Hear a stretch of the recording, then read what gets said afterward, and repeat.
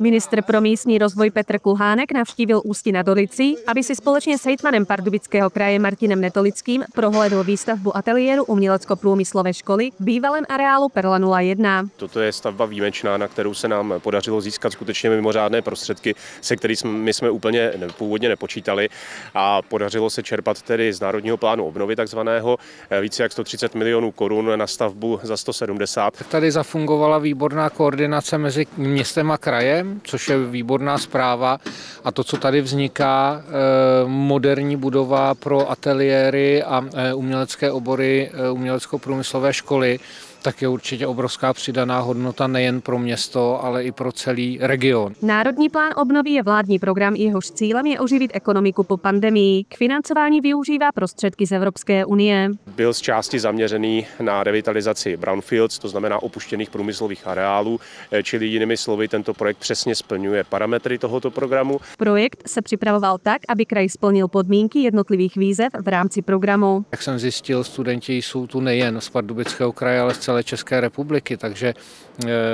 prestiž této školy zase touto novou budovou bez pochyby velmi vzroste. Pro Pardubický kraj je to jedna z nejdůležitějších staveb, které realizuje za podpory evropských fondů. To je záležitost, která k pochlubení je, a především také ukázka poskytovatelům dotace, nebo respektive zástupcům poskytovatele dotace, že peníze nejsou vynakládány na zbytečné projekty, protože tady to skutečně velmi výrazným způsobem zlepší prostředí a zázemí zdejší umělecko-průmyslové školy. Stavba ateliéru by měla být hotová do konce letošního roku.